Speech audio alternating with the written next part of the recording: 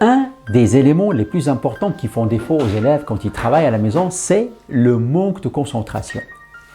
Aujourd'hui, je vais partager avec vous 7 conseils qui vont vous permettre d'augmenter considérablement votre concentration. Des milliers d'élèves les ont testés avec succès. Ils sont simples, efficaces et surtout très faciles à mettre en application.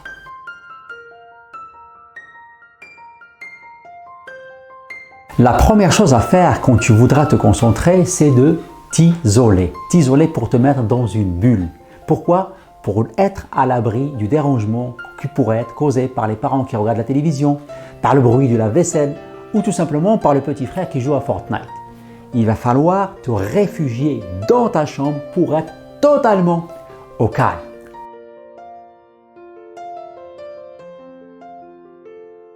Deuxième chose, le smartphone est un objet formidable, extraordinaire qui rend beaucoup de services, sauf dans le cas où tu as besoin de te concentrer. Et là, il se transforme de serviteur, oui, en ennemi. Et oui, tu ne pourras jamais te concentrer à 100% avec un portable qui pourra sonner et vibrer ou émettre des signaux de notification. Je sais que c'est difficile, mais pendant juste le temps de ta séance de travail, je te demande de faire 3 choses. D'abord, tu préviens tes proches que tu vas désactiver ton portable pendant que tu travailles. Deuxièmement, tu vas le mettre en mode avion. Et troisièmement, tu vas le placer derrière toi pour qu'il soit hors du champ de ta vision. N'oublie jamais, la technologie doit rester au service de ta réussite.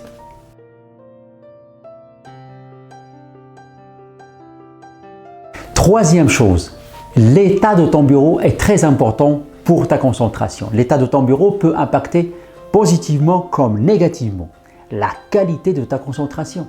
Ton bureau ne doit pas être couvert de cahiers de cours, de manuels, de calculatrices ou d'autres objets qui n'ont rien à voir avec ce que tu es en train de faire. Ton bureau n'est pas un espace de rangement, mais plutôt un espace, un outil de création. C'est sur ton bureau que tu t'appuies pour résoudre un problème de maths, rédiger une dissertation ou faire des fiches de cours. Il va falloir le libérer complètement de tout objet qui n'a rien à voir avec ce que tu es en train de faire. Prends l'habitude de conserver en permanence ton bureau propre. Tu seras plus motivé, plus concentré et plus efficace et dans tes études et dans toute ta future carrière. Et rappelle-toi, un bon chef cuisinier commence toujours sa recette avec une planche propre et ne quitte jamais la cuisine avant que tout nous soit remis au propre. Pourquoi? Pour la fois d'après.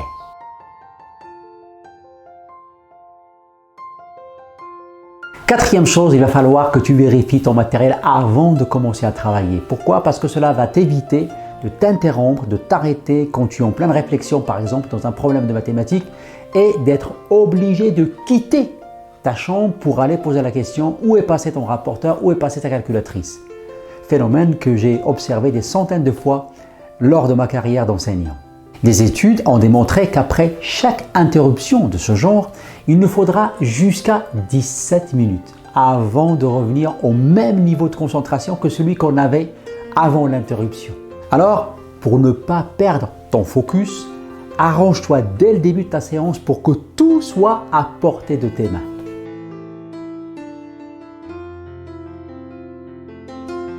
Cinquième chose, la planification.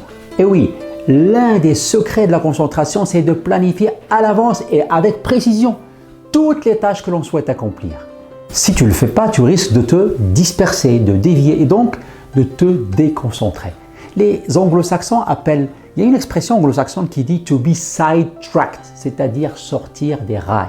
Planifie la veille le travail du lendemain et pense qu'aucun athlète professionnel ne sera au stade pour s'entraîner sans savoir à l'avance exactement les exercices qu'il va devoir répéter et exécuter ce jour-là.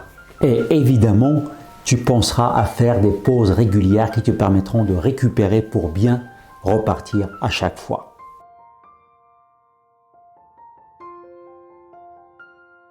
Sixième point, faire une seule chose à la fois, ce qui te permettra de rester concentré à chaque fois sur un point précis et t'évitera de commettre des erreurs bêtes, des erreurs inutiles qui peuvent coûter très cher le jour d'un examen. Si tu fais plusieurs choses à la fois, ta concentration va se diluer. Et du coup, peut-être qu'à la fin, tu auras fait beaucoup de choses, mais de faible qualité.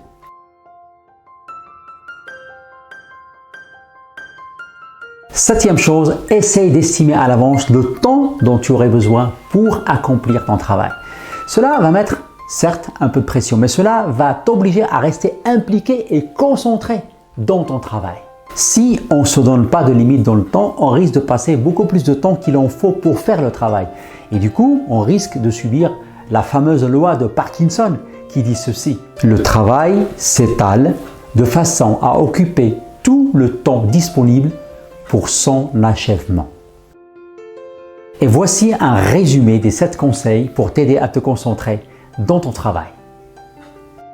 Isole-toi pour ne pas être dérangé par les autres. Désactive ton smartphone quand tu travailles. Libère ton bureau de tout objet encombrant. Vérifie ton matériel avant de démarrer. Planifie ton travail la veille. Fais une seule chose à la fois. Et impose-toi des limites dans le temps. C'est la fin de cette vidéo. Si elle vous a plu, n'hésitez pas à la liker, partager, commenter et à vous abonner à notre chaîne pour plus de vidéos. Quant à moi, il ne me reste plus qu'à vous souhaiter une très belle journée. Portez-vous bien, prenez bien soin de vous, prenez grand soin de vous. À très vite.